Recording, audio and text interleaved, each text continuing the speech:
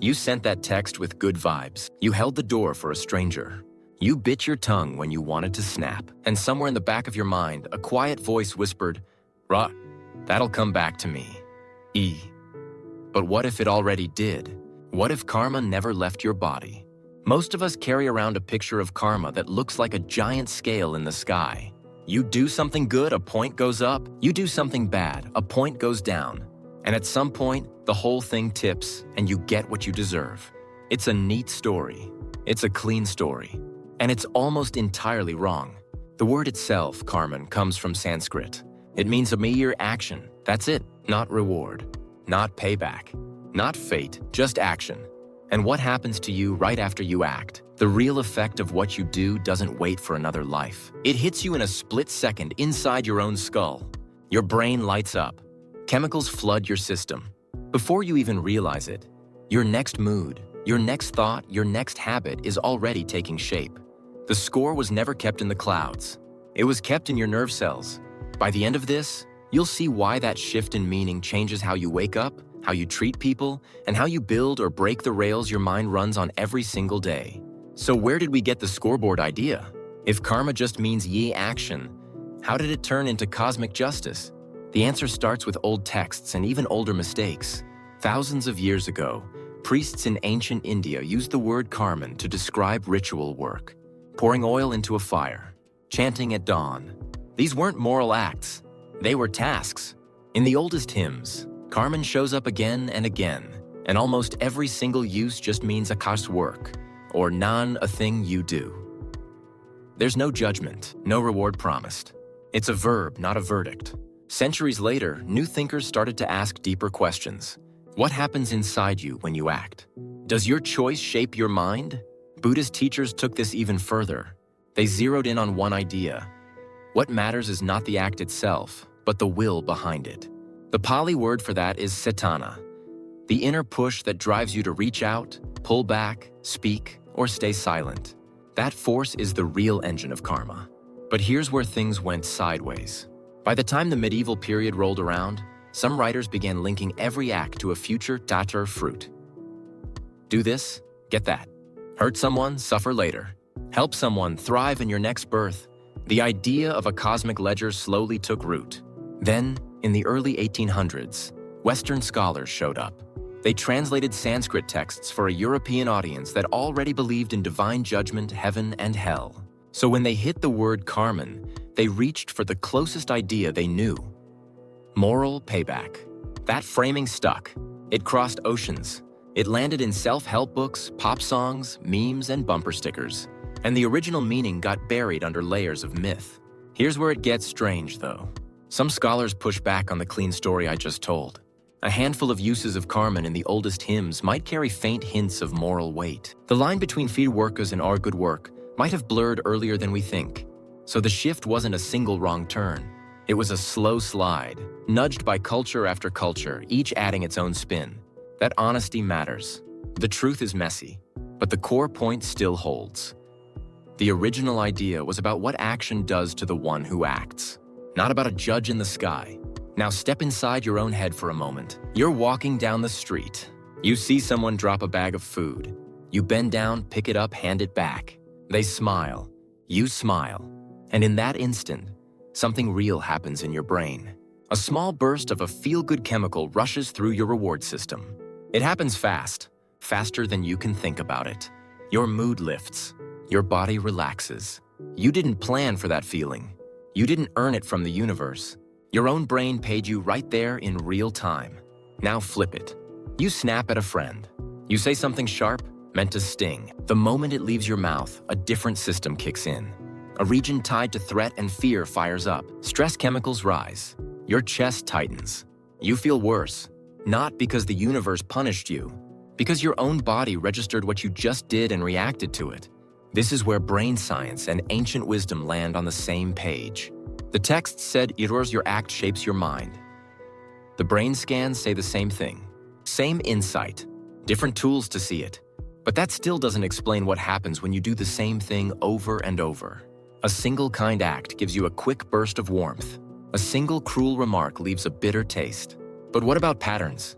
You're standing at a crossroads inside your own skull. Every time you choose a path, a thin trail forms. Walk that path once, and the trail is faint. Walk it many times, and it starts to wear into the ground. Walk it every day for a couple of months, and it turns into a paved road. Your brain actually wraps the wiring in a fatty coating that makes signals travel faster. The more you repeat a choice, the thicker that coating gets. Researchers have found that after steady practice, a repeated act tends to become something you do without even thinking. You've built a rail, and now the train runs on its own. This is karma in action. Not a cosmic force, not a judge, just the physics of your own mind. You pour a pattern into your brain, and your brain hardens it into a track. Good tracks carry you toward calm, warmth, and clarity. Bad tracks drag you toward stress, guilt, and fog. And once the track is laid, it takes real effort to switch. So if you're stuck in a loop of snapping at people, it's not because the universe is testing you. It's because you've worn a groove in your own wiring. Every time you snap again, the groove gets deeper. That's the real weight of karma. It's not punishment from outside. It's a path you've paved from within. Now here's where most people stop. They hear, "Raj, your acts build your habits." And they think, great, so I just need to do more good things." But the ancient teachers went one step further, and this next part is what most people miss. You're doing something kind. You help a stranger, but the whole time you're counting. You're waiting. You're thinking, wow, this should pay off. You hold the door, and you glance back to see if they noticed. You give a gift, and you check if they posted a thank you. That clinging to the result is the part that traps you. Ancient yoga texts laid this out clearly. Act, they said, but let go of the fruit. The Gita drives this home. You have a right to your effort, never to the result. It sounds like a nice motto, but it's deeper than that. When you cling to the outcome, you create a second layer of stress. Not from the act itself, but from the weight, from the hope, from the fear that the reward won't come. Buddhist thinkers pushed even harder. They asked, what if you could act fully, with total care, and then release the outcome like smoke from a fire? Zen teachers turned this into puzzles meant to break the habit of grasping. If you hold nothing, what's left in your hand? This is where the thesis runs into a real wall, though. Some scholars and believers argue that stripping karma down to brain chemistry guts the idea of its soul. For millions of people, karma is woven into a full picture of reality that includes rebirth, moral order, and the long arc of the spirit across many lives. In that view, the weight of a truly terrible act might not show up for lifetimes, and the promise of justice keeps people anchored to a code of ethics bigger than any single brain. That's a fair point, and it matters. Shrinking a sacred idea to a chemical flash can feel like telling someone their prayer is just a brain state. There's a loss there, a flattening. But here's the thing. You don't have to choose. The texts that describe rebirth also describe what happens right now. The same verse that talks about future lives also talks about present mind states. The ancient teachers weren't building a wall between the sacred and the hands-on. They were pointing at both at the same time. You can honor the full depth of the tradition and still use the part that helps you today. The two aren't at war. They're layers. What this means in practice is that you don't need to believe in a cosmic ledger to take karma seriously. You don't need to wait for another life to see results. The results are here. They're in the tightness in your chest when you lie. They're in the warmth in your gut when you help without asking for credit. They're in the groove that forms in your brain when you choose the same path day after day.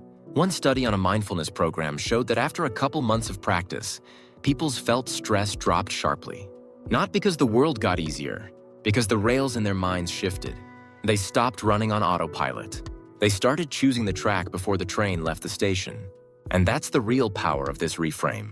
Karma isn't something that happens to you. It's something you're doing right now. Every choice lays a rail. Every rail shapes a ride. And you're the one holding the switch. Think about what that means for your morning routine, for the way you talk to the person you live with, for the text you almost sent in anger but didn't. None of those choices need a cosmic judge to matter. They matter because they're building the tracks you'll ride on tomorrow. If this shifted how you see your own choices even a little, there's more like this here.